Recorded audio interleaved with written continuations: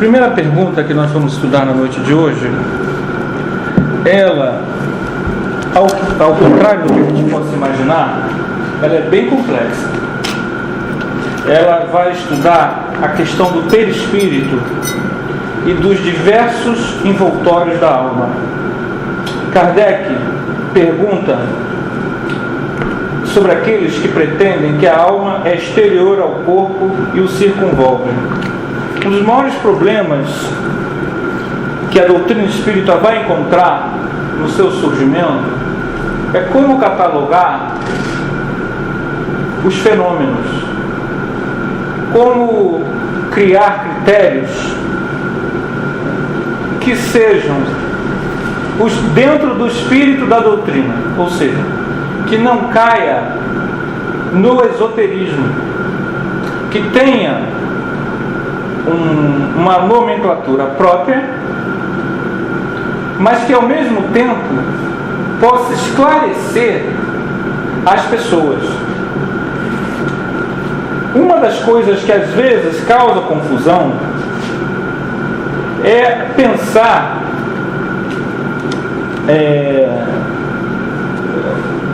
o nosso ser como sendo, já vi pessoas dizendo, não, o perispírito está fora do corpo. Não existe isso. O perispírito, ele preside a formação do corpo. O perispírito preside a formação do nosso corpo físico. No entanto, ele não fica circunscrito ao nosso corpo físico. Essa é a diferença. Ele se irradia. Hoje em dia, nós usamos esse termo, nós damos a essa irradiação perispiritual um termo chamado aura. O perispírito, o corpo espiritual do ser, ele tem vários envoltórios vibratórios. A tradição do ocultismo europeu, a tradição hermética, ela gosta de um número. Ela gosta desse número aqui.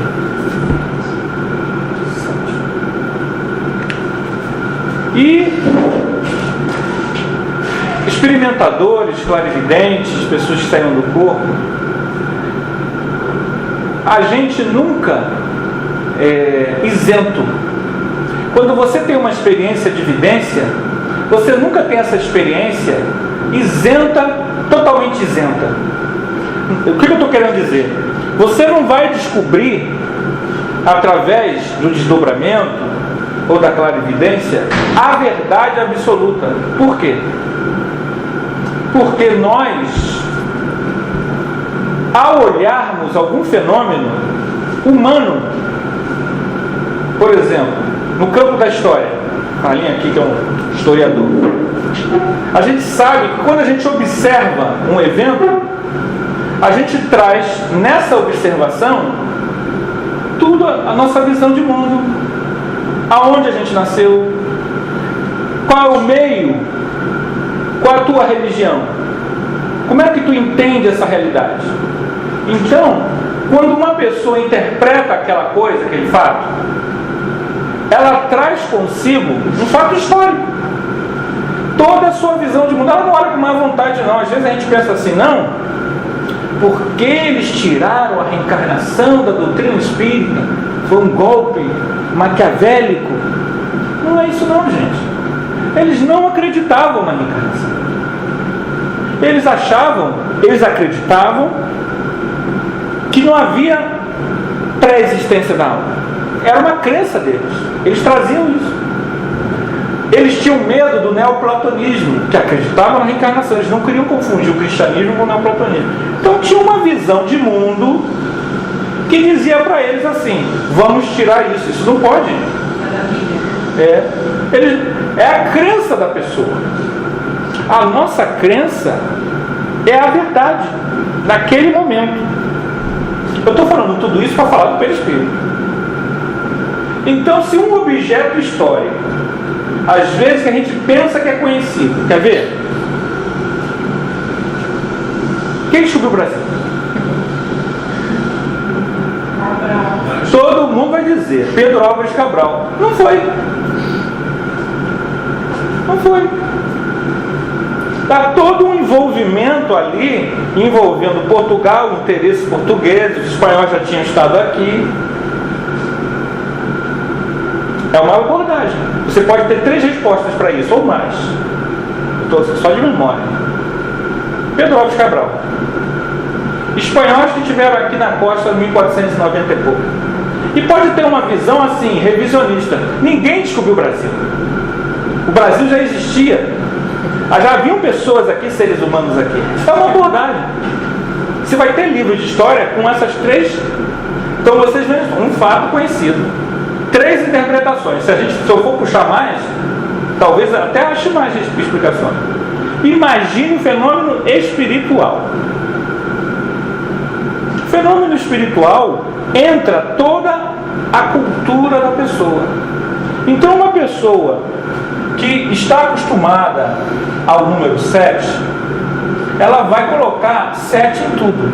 Aí vamos dizer 7 corpos, 7 planos. Aí você vai me perguntar assim: então você está dizendo que os 7 corpos são mentira? Não estou dizendo que é mentira.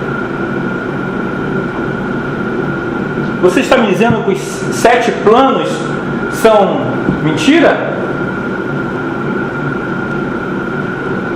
Não estou dizendo. Tem um livro, Cidade no Além. A Igorina Cunha foi sobrinha de Eurípides Bassanufo, e ela tinha desdobramento. E lá, quando ela fez as pinturas, ela botou 7 planos também. Está lá no livro. Quem tem pode contar o desenho que ela faz. Você está dizendo que ela mentiu? Ela não viu o que ela disse que viu? Não estou dizendo isso. Eu estou dizendo que quando eu olho, quando eu interpreto, eu levo as minhas crenças.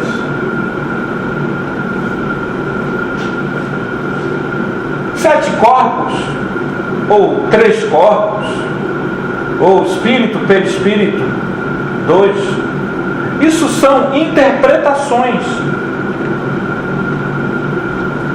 Todos nós temos essas interpretações. Esse era o desafio de Kardec quando ele estava cunhando esse livro.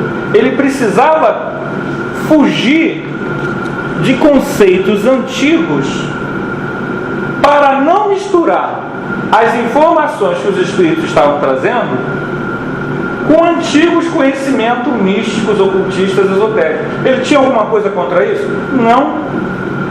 Ele não tinha nada contra isso. Ele conhecia tudo isso. Mas ele não podia, era ele trazer a informação. Os espíritos que tinham que trazer. Então a doutrina espírita, ela vai ser construída não olhando a tradição mística, esotérica do passado, que tem coisa boa, maravilhosa, merece ser estudada. Mas ela é construída a partir dos informes dos espíritos. E, como ele vai dizer no item 143, olha só no item 143, que também é um dos itens que a gente vai estudar hoje. Por que todos os espíritos não definem do mesmo modo a alma? Olha a resposta dos espíritos. Os espíritos não se acham todos esclarecidos igualmente sobre estes assuntos. Depois, os próprios espíritos esclarecidos podem exprimir-se em termos diferentes. Olha aí a coisa. Os próprios espíritos podem exprimir-se em termos diferentes. Por quê? Por que eles podem se exprimir de termos diferentes? Uma dada visão de mundo. Ele é saudável, ele é evoluído. Ele é evoluído. Só que esse daqui, as suas últimas 8 encarnações foi no Oriente. Esse daqui, as suas últimas 8 encarnações foi dentro da Igreja Católica. É lógico que a forma de escrever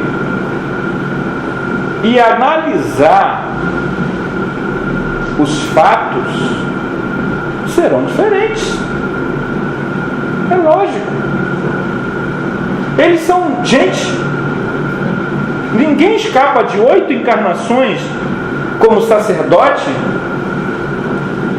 e não vai trazer, mesmo desencarnado e lúcido, uma influência na hora. Joana de Ângeles escreveu o livro que eu acho um dos melhores livros. Assim, não é que eu seja um dos melhores livros, é um dos livros que eu tenho mais carinho, afeto, da Joana. Chama-se Filhos de Deus. Vocês conhecem? É um livrinho assim. Esse livro, Divaldo conta que foi escrito de uma forma diferente, porque ele está no México, que é a terra que ela viveu, uma das suas últimas encarnações. Juana Soró de la Cruz, Juana Inês de la Cruz. Ela inclusive sai na nota do México, uma das notas de dinheiro do México, ela aparece, porque ela é uma doutora de teologia mexicana. E ela está no México, o Divaldo está doente, pensando que vai morrer. Mas na verdade ele está com uma febre alta. E ela diz que esse é o... Ela diz, vamos trabalhar. Ele diz, mas minha irmã, eu estou quase morto. Eu estou 70% morto. Ela dizia, eu estou 100% morta, vamos trabalhar. E esse livro, na verdade, foi escrito num clima em que ela retorna ao estilo de Juana Inês de la Cruz. Por isso que ele fica fragilizado, para que ele não interferisse, porque ela ia colocar todo o estilo dela. Então é um livro diferente. Por acaso é o livro que mais me atrai. Filhos de Deus. É um livrinho de bolso, verdinho. Ah, já tem ele grande? Tem? Tem. Isso eu não sabia. E o meu despedaçou. Eu tive que comprar um outro. O meu despedaçou de tanto que eu ficava lendo. O meu despedaçou. O que nós estamos querendo dizer? Kardec está nos informando que os espíritos vestem o conhecimento com nomenclatura diferenciada. Isso significa dizer que nós, os estudantes espíritas, precisamos fazer as análises. Então eu estou dizendo aqui a vocês que a irradiação perispiritual hoje é conhecida como aura. Irradiação perispiritual é conhecida como aura. Então, não é que o perispírito, como falaram, está fora do corpo, não. É que ele se irradia. Ele não está circunscrito, ele não está preso. Quando a telepatia, vocês sabem, todo mundo sabe o que é telepatia? Você sabe o que é telepatia? Sabe? Então, a transmissão do pensamento de uma pessoa a outra. Foi feito um experimento cruel, com coelhos, Estados Unidos. Estados Unidos a gente sabe que ele tem uma costa a outra, né? Então, uma pessoa ficou na costa atlântica, em Nova York, e outra em Los Angeles.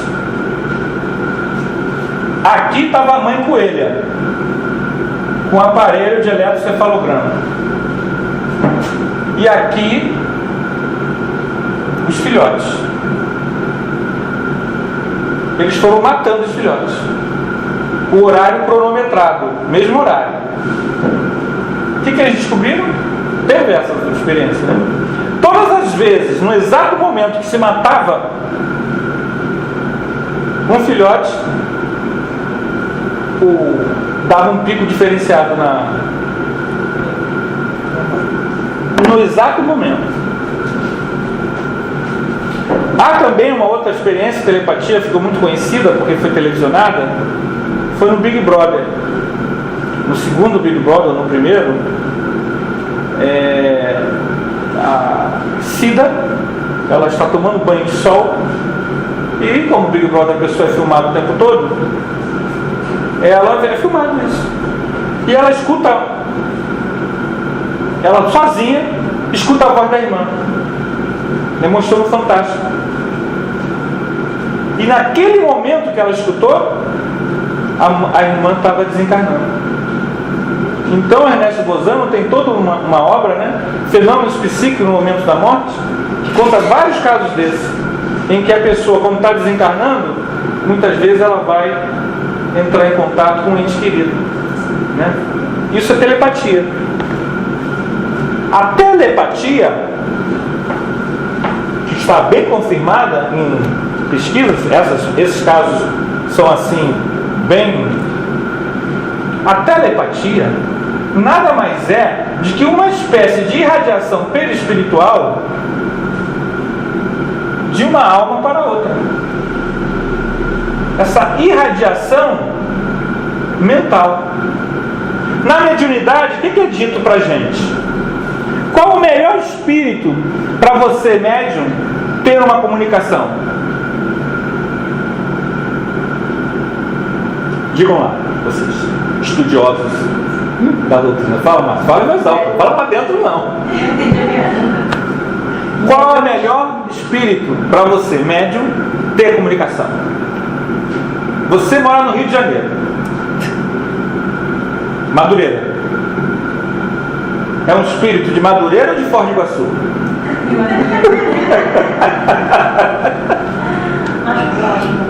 É um primo ou uma pessoa que tem nada a ver contigo? Um cara ali da Portela, São Cristo da Portela. É uma pessoa que é espírita ou um cara da Assembleia de Deus? Então, na telepatia, a afinidade entre as pessoas, ela proporciona contatos telepáticos. Às vezes a telepatia, ela também mistura um pouco de caras. Às vezes o filho vai lá, você só olha.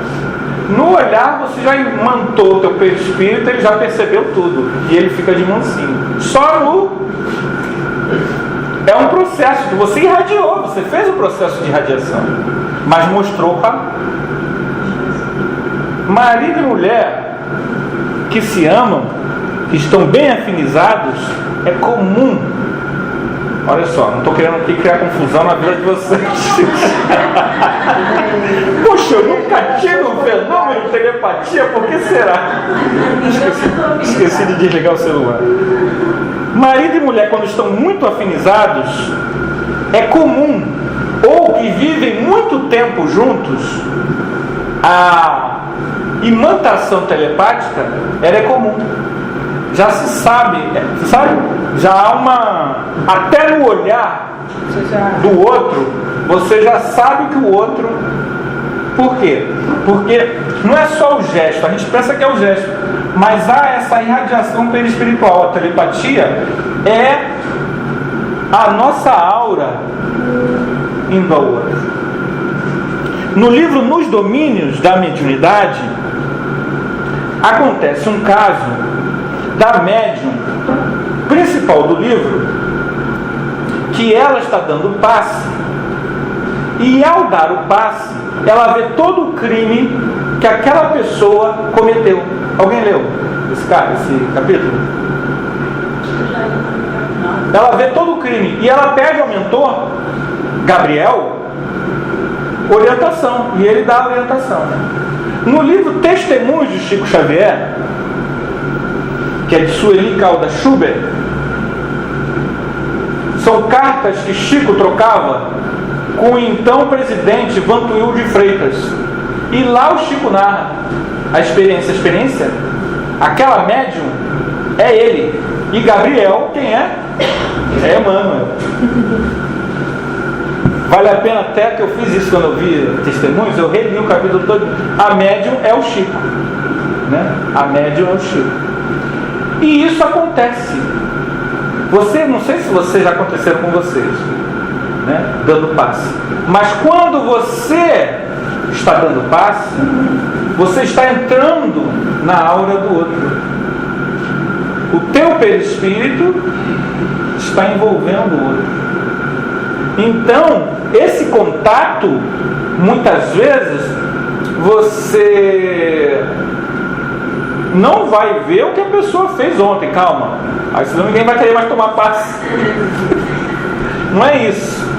Ele é um contato assistencial. É diferente.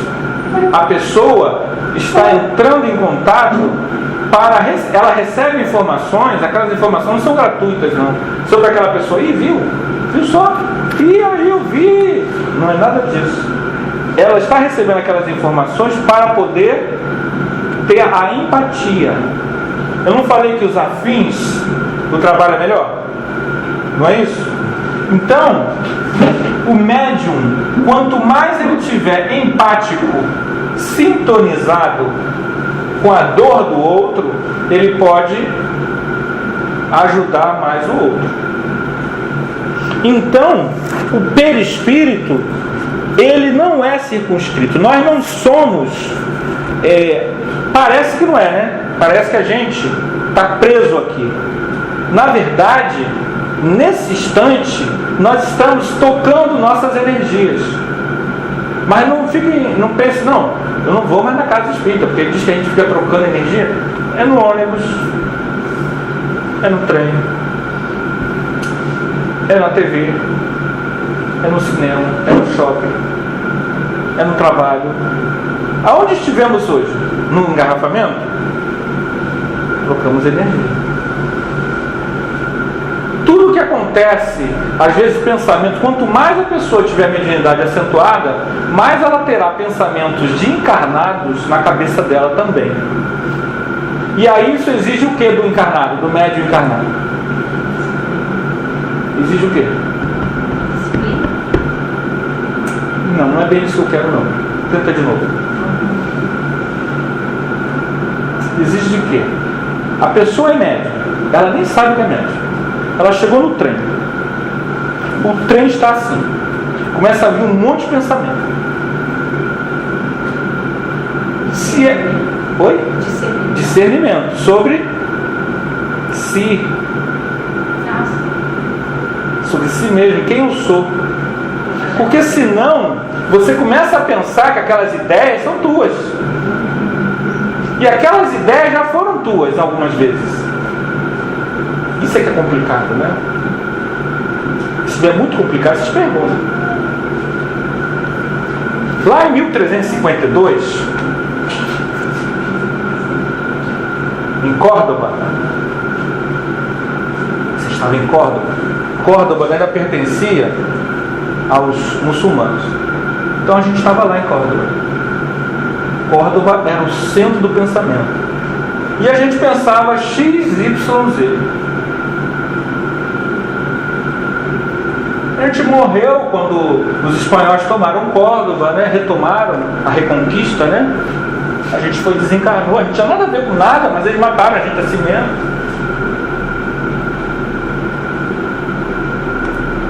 Você depois teve outras encarnações, isso passou, XYZ. Aí você está no metrô, está lá em Maria da Graça, no metrô. Está tentando ouvir o seu headphone. E aí tem 3 pessoas naquele vagão que pensam e vivem XYZ. Eu não sei se XYZ aqui é bom, não importa. Esse pensamento, essa aura dessas pessoas, elas não se conhecem, mas houve uma convergência, uma sincronicidade. Essas 3 pessoas vivem hoje XYZ. Você está lá. E aí aquilo vem. Aquilo faz com que você não lembra nada disso aqui. Você nem sabe que existe reencarnação, mas aquilo ressoma, como se fosse uma ideia sua. Isso os hindus chamam de sanskara. O Jung chama de sombra. Nós estamos vivendo com isso constantemente. Na doutrina espírita, se a gente quiser usar um nome bom disso, chama-se obsessão de encarnado para encarnado. Nós estamos o tempo todo nos influenciando. E se eu não souber quem eu sou, eu mudo. Eu posso me mudar. Nós temos um companheiro que nos anos 90, a UZERJ, antiga, hoje CERJ, ela tinha uma casa espírita do 14º seu, na época era CRE, que estava com problemas, e ela, o UZERJ, socorreu essa casa espírita, mandando essas duas pessoas para trabalhar lá, para ajudar a casa, a reestruturar a casa. Gente muito boa. A gente participava ativamente na época, no 14º seu. Gente boníssima. 2 irmãos operosos. Nós montamos o MOV juntos. Depois a vida passou, a gente nunca mais ouviu. Encontrei com um deles, que eram irmãos, né? Anos depois, muitos anos depois. E falei, fulano? Fulano agora é frade. Ele agora é ele não é frade, que ele continua casado. Não tem essa... que esses rapazes andam, mas eles não são... Como é que é o nome? Toca de Assis. Ele agora é da Toca de Assis. Eu me lembro que, quando eu falei para ele que o mentor da casa do Arautos era Francisco de Assis, que ele falou que também, eu sempre li muita coisa sobre Francisco de Assis, e eu falei para ele, coincidência, eu sempre li muita coisa sobre Francisco de Assis quando eu era católico, e aí a casa espírita que eu vou, o mentor é Francisco de Assis, e ele era também, só que ele deixou de ser espírita, para ir para a Toca de Assis, vivenciar esse movimento, essa coisa. O que aconteceu com ele? Para mim, isso é só um machismo, ele que foi franciscano em outra vida, porque essas pessoas não se afinizam com Francisco de Assis por acaso. Mesmo que tenha sido um franciscano que não dá nem vontade de falar sobre isso. Deixa para lá. Mas foi da ordem. No caso dele, certamente que foi um bom franciscano, gente boníssima. Só que as leituras, a memória e outra coisa, gente, muitas vezes nós vivemos, você imagina você ter uma vida em que você vive uma vida inteira de luta e sacrifício, mas só com gente muito amiga, muito companheira, em que você se sente protegido. Então às vezes a gente tem encarnações assim, e isso ajuda a essas encarnações, a elas eclodirem. Então esse nosso companheiro, ele deixou um conhecimento que ele deveria estar trabalhando no esclarecimento das pessoas, fazendo as palestras que ele fazia, para voltar a um conhecimento do passado, que tem o seu valor, mas que hoje tem coisa mais avançada para se falar. Então, no caso desse amigo nosso, conhecido, XYZ fez com que ele perdesse a programação que ele mesmo programou antes de nascer.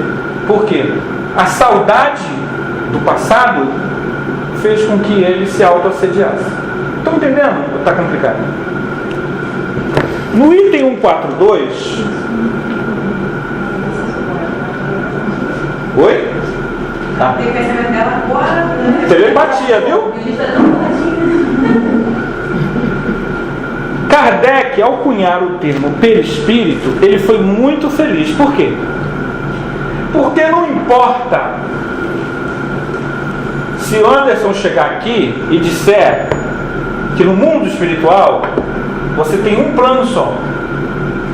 Aí o orador de amanhã chega e diz que tem 3. Aí o outro diz que tem 7. Aí o outro diz que não, tem uma novidade, tem 12. Perispírito espírito vai se adequar a qualquer coisa, qualquer um desses sistemas. Qualquer sistema. Por quê? Perispírito é em torno do espírito. São os envoltórios. Olha o que ele diz aqui, ó. A alma é o centro de todos os envoltórios, como o germe e o núcleo, já o temos dito. Então, o perispírito é em torno do espírito. Quantos envoltórios dimensionais, vibratórios, pode ter? Eu acho que esse número é infinito, como infinita é as possibilidades de evolução. Mas não importa. Se quer circunscrever em 3, em 2, em 7, seja lá qual for o sistema que um espírito diga, ou que algum clarividente diga, porque ele vai estar seguindo alguma interpretação. Isso são só interpretações, você não briga com a pessoa por causa disso. É como ele veste o universo. Você pode aprender com ele. Você não precisa descartar tudo, você pode aprender. Pega aqui, pega ali, faz a sua síntese. Para isso você tem que ter o estudo. Sem estudo você não pode fazer isso. Então, perispírito é em torno do espírito, em torno da alma, da essência divina, independente de números. Se a gente fica muito preso às mensagens de um espírito, muitas vezes, quando surge uma mensagem diferente, a gente já descarta como se aquilo fosse condenável. E o que ele está nos dizendo é que a linguagem dos espíritos podem variar. Olha só o que ele diz. Os espíritos não se acham todos esclarecidos igualmente sobre estes assuntos. Isso é uma questão que Kardec descobriu claramente. O médium, por exemplo, o médium, ele viveu no século XVIII na fazenda Santa Efigênia. Ele foi escravo. E na fazenda Santa Efigênia havia um escravo lá, mais velho, sábio, chamado Joaquim. Todo mundo chamava ele de Pai Joaquim. O médium viveu lá nessa fazenda Santa Efigênia.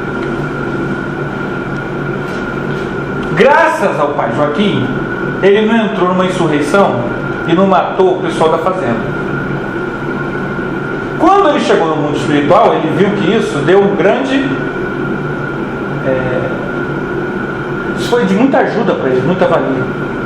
Mas o seu Joaquim, não é o seu Joaquim orador não, tá gente? É o seu Joaquim da fazenda Santa Efigênia.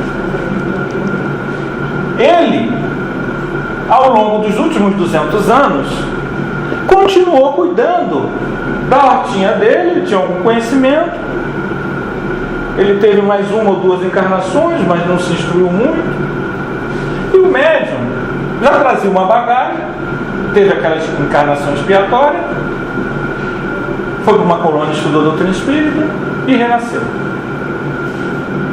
Só que esse médium, o espírito mais afim a ele é o seu Joaquim. Então o espírito superior, quando quer falar com ele uma coisa muito séria, ele fala para o seu Joaquim, e o seu Joaquim, que na verdade em outras vidas foi pai dele, fala para ele. Mas tem um detalhe: o seu Joaquim não é o mentor espiritual dele. Por que não é? Por que não é? Não, o seu Joaquim está desencarnado. Exatamente. Um mentor espiritual, para ter esse nome, ele tem que estar assim, ó. A gente está nessa evolução aqui, ele tem que estar aqui, ó. Ele superintende, ele coordena. Ele sabe por que está acontecendo as coisas contigo. O seu Joaquim não. O seu Joaquim é amigo. E isso é um problema para a gente quando lida com o médium. Porque às vezes o médium, eu chamo essas pessoas, esses amigos nossos, de aliados. O médium, ele é muito influenciado pelo aliado. Aí você diz assim, olha só, essa mensagem aqui, não dá. Como assim? Mas quem está falando para mim é o Sr. Joaquim. Às vezes o médium ele sai da casa, porque ele não quer saber do que a doutrina fala. Ele está ligado ao espírito. O espírito às vezes não é mau, mas o espírito não sabe o que a gente sabe. E isso Kardec decifrou. Não há nenhum mistério nisso. Isso não quer dizer que o médium esteja fascinado, não necessariamente. Ele só vai estar fascinado se ele não der ouvido a mais nada. Ele só quer ouvir o que o Sr. Joaquim tem a dizer. E o Sr. Joaquim tem um conhecimento limitado. Estão entendendo? É a questão da telepatia. Os espíritos afins, que a gente tem mais facilidade de se comunicar, nem sempre são os espíritos com mais conhecimento. A regra é clara. Espírito que se mete muito na sua vida, não namora esse não. Não vai não. Não pode ter filho agora não. Esse espírito é amigo. Sabe por quê? Porque o mentor, ele fica meio que assim, vai lá, quebra a cara. Ele deixa você. Por quê? Você precisa ter experiência. Ele não fica aquela coisa, não, meu filho. Você quer ir para onde? Para Jurujuba ou para Araruama? Não vai para Jurujuba nem Araruama não. Vai ficar aqui. Ele não fica se metendo muito assim. Claro que isso pode... Isso não é uma regra geral, gente.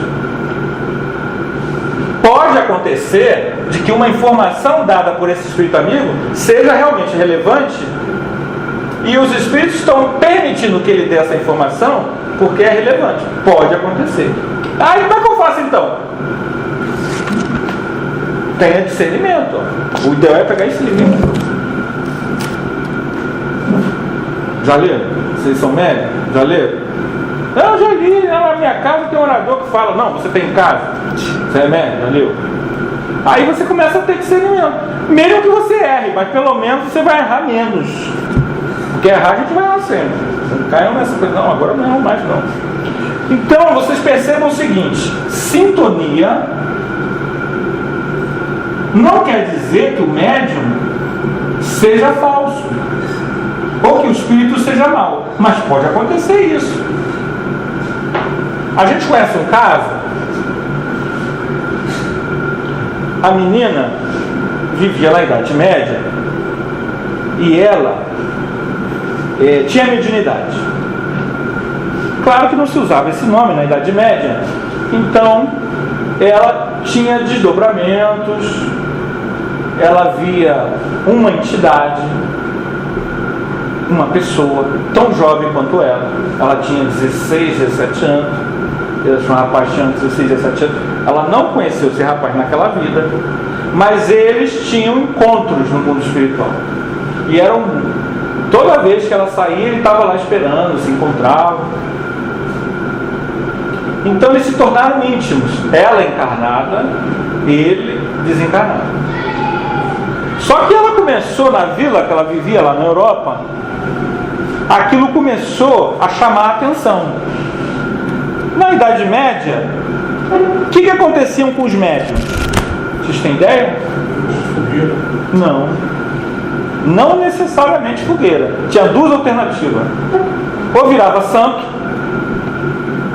ou era proscrito. Podia ir até para fogueira. Por que virava santo? Se ele adotasse, na sua mediunidade, toda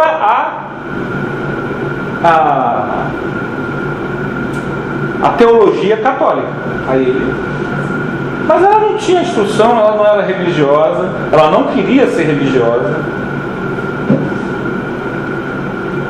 Ela viu que não podia ficar na vila, começou a ter denúncia.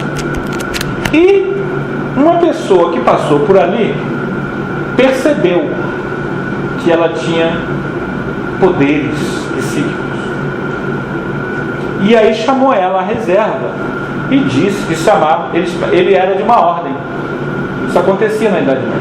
Ordens que na verdade vivia num certo local na França era custeada por uma pessoa com grana, muito dinheiro, e essa ordem era muito avançadinha, até para o nosso nível.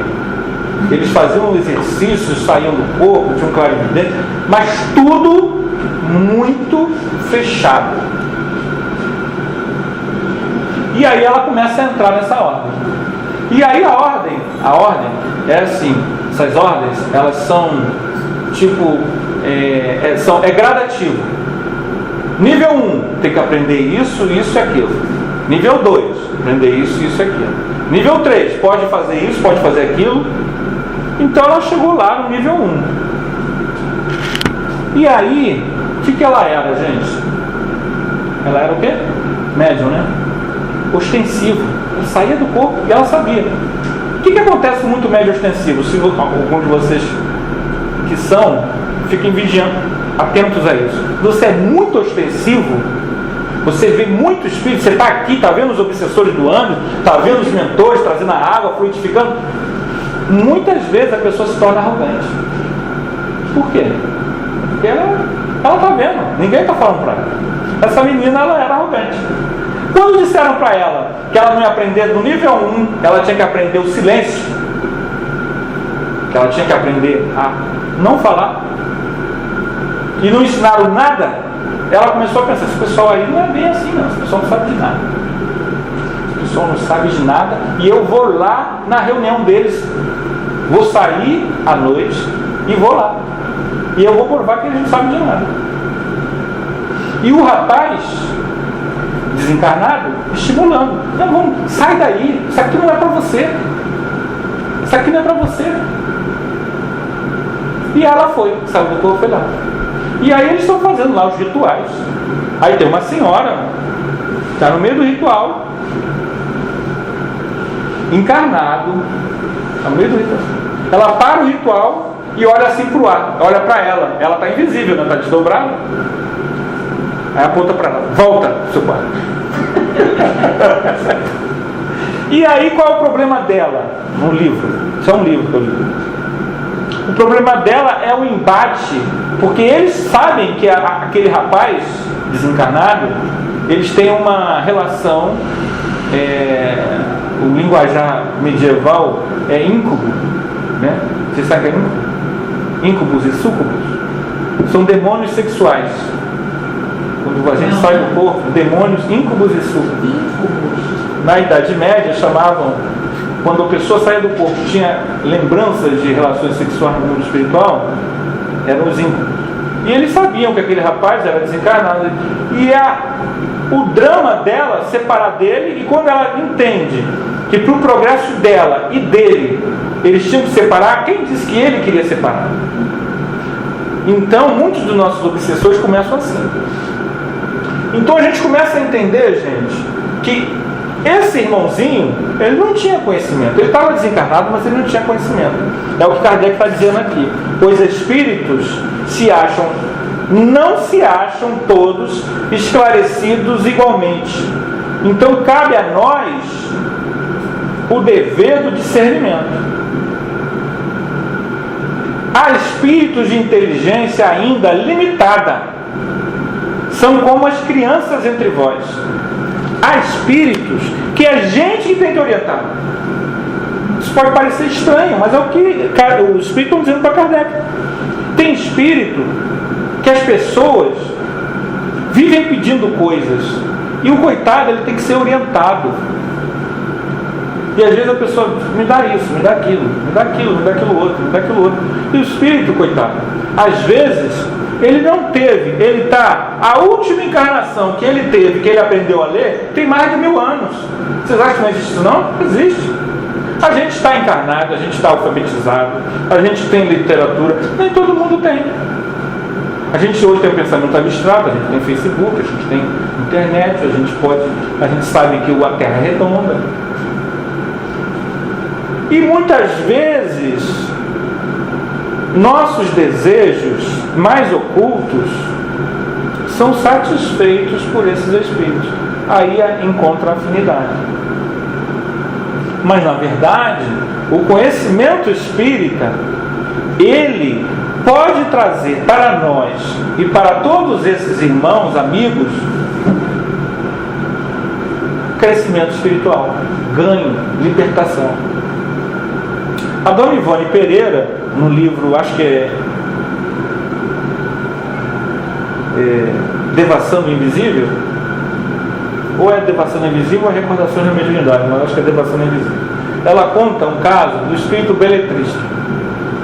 Dona Ivone Pereira saía do corpo, tinha desdobramento, lúcido, e encontra no mundo espiritual esse espírito beletrista, que queria passar para ela um romance, para ela escrever, psicografar. E seria um romance no estilo do Sidney Sheldon, aquela coisa que venderia milhões. E o espírito disse que não queria a autoria. Ela colocaria o nome dela, porque ele via como ela passava uma vida de sofrimento.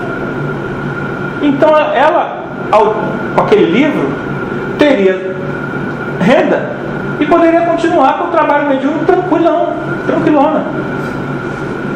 E ele mostrou todo o romance a ela, fora do corpo.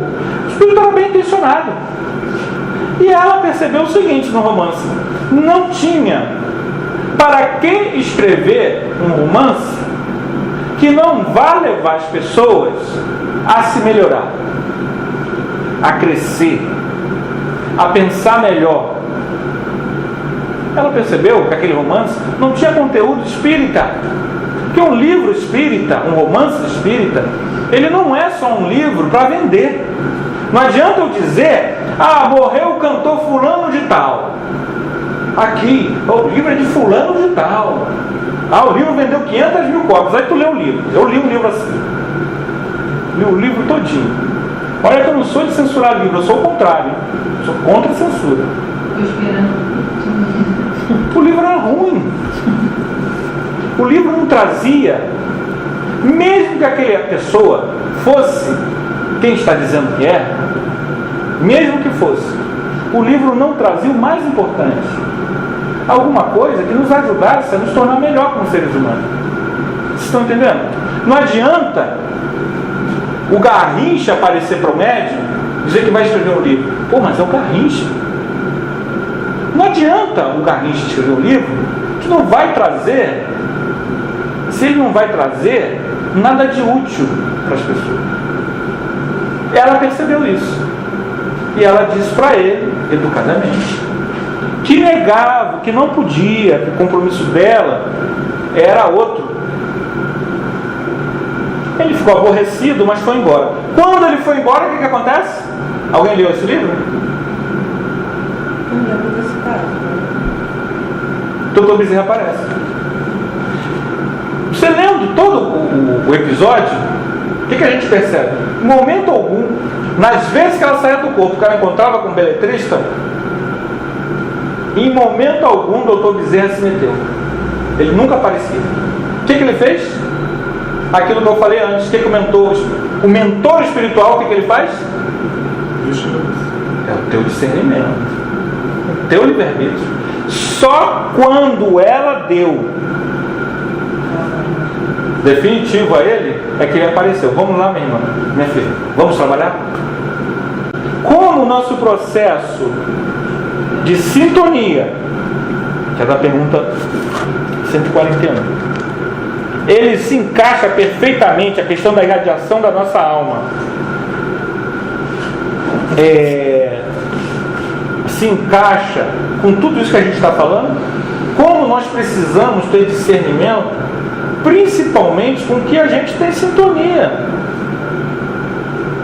Aquilo que eu tenho sintonia, primeiro eu tenho que saber: é bom ou é ruim em termos de evolução da alma. Porque muitas vezes o nosso problema com a sintonia é defender o nosso ponto de vista. Eu não me arrependo de nada que eu fiz na vida. Tudo bem.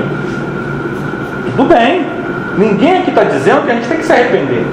Mas essa frase, ela pode trazer aquilo que na psicologia chama mecanismo de defesa do ego, que não nos interessa.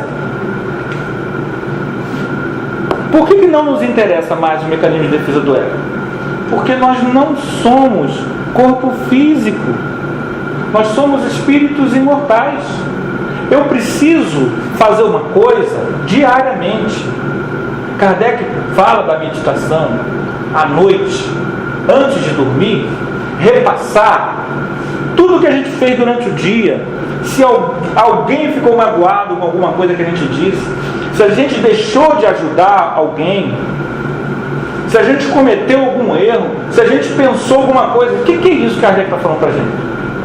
Essa meditação é, em outras palavras mais moderninhas, autoconfronto.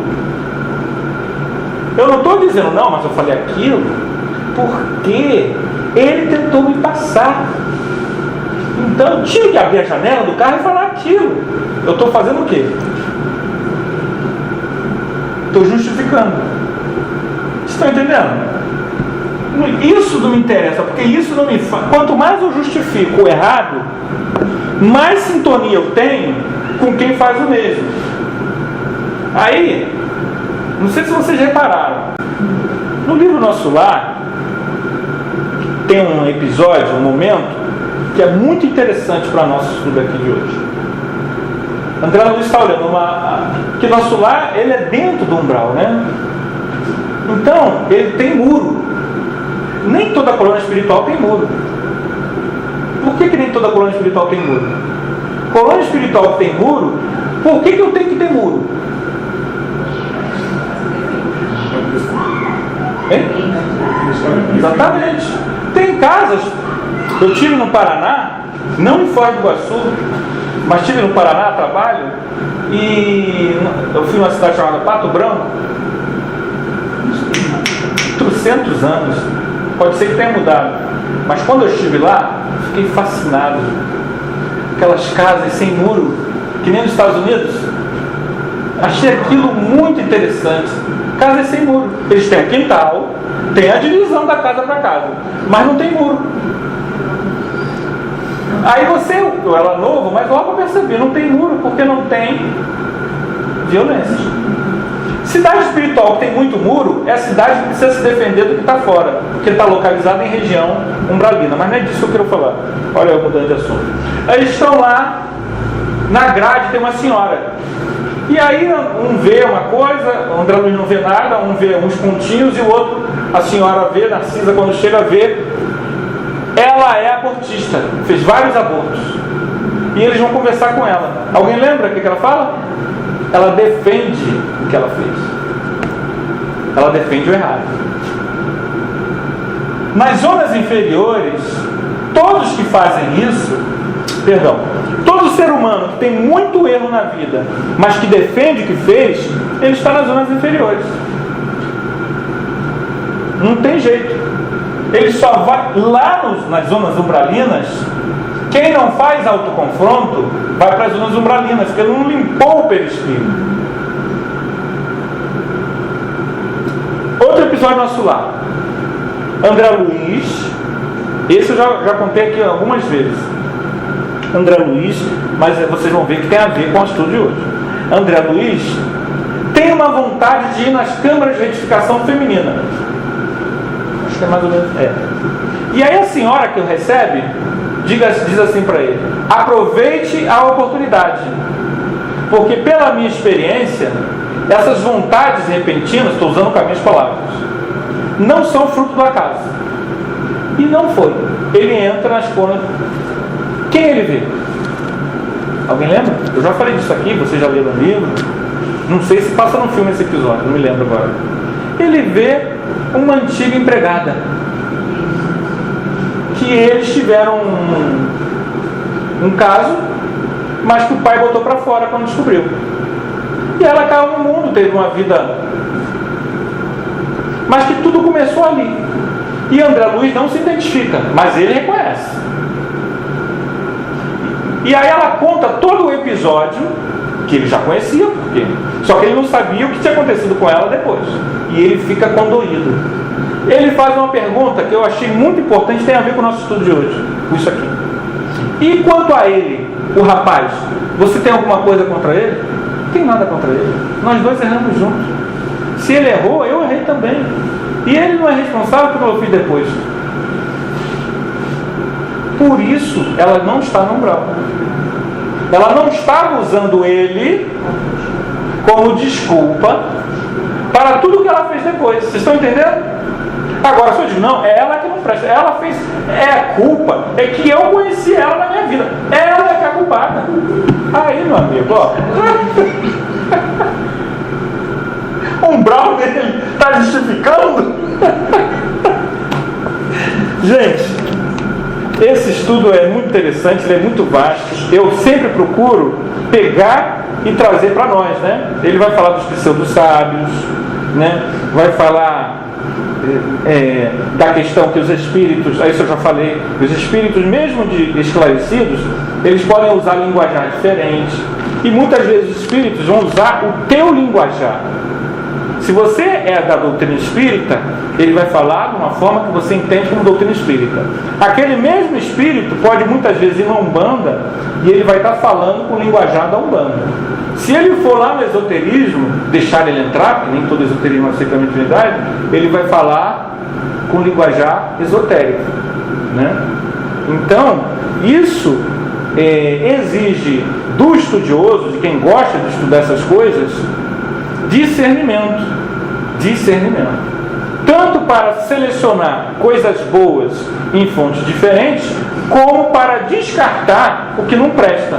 Como a gente falou dessa obra que eu li, que acabei emprestando e felizmente foi embora, não devolver, não sinto falta, mas foi uma das poucas obras que eu li e vi essa obra aqui, ela tem um cunho meramente comercial, porque ela não traz nenhum. Se você ler uma literatura comum, uma boa literatura, vai ser muito mais útil a você, né? 7 anos no Tibete, um livro que virou filme. Maravilhoso. É muito mais útil ler um livro desse do que perder tempo com uma literatura dessa que se diz psicografada, mas que não acrescenta. Muito pelo contrário, estimula até o errado. De certa forma, posso estar até enganado. Mas como eu também não estou dizendo nem o autor, nem a obra, então, que Jesus nos ampare e que nós possamos, gente, que esse estudo de hoje seja um estímulo, principalmente àqueles que trabalham e exercitam a mediunidade, em qualquer sentido, evangelização, passe, palestra, reunião mediúnica, ao estudo doutrinário. Como é importante nós estarmos afiados com o conhecimento da doutrina para treinar não só o nosso autoconfronto, mas o nosso discernimento. Obrigado, gente, pela oportunidade desse estudo. A gente agradece ao Anderson por mais esse esclarecimento. Vamos pedir à mãe Marina para fazer a nossa prece, por gentileza. Desperta.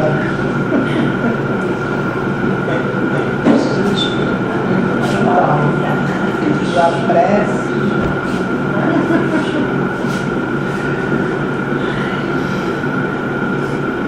Obrigado, Senhor. Tantos ensinamentos, tantas novidades que são trazidas para nós. Muitas vezes pensamos, conhecemos, e não sabemos nada. Mas graças a Ti, Senhor, graças a essa casa, graças à boa vontade dos nossos companheiros, a gente vai sempre aprendendo alguma coisa que sirva, Senhor, para o nosso aperfeiçoamento, que possamos cada vez mais nos sintonizar com tudo que aprendemos aqui, para melhor caminhar neste mundo de tantas tribulações. Pedimos, Senhor, as Tuas bênçãos para todos aqui presentes, encarnados, desencarnados, para os nossos companheiros, para todos os médios e trabalhadores da casa, e principalmente, Senhor, para aqueles que ainda não despertaram para estes valores. Teu amor, da Tua luz, pode mover todos esses corações. Graças a Deus.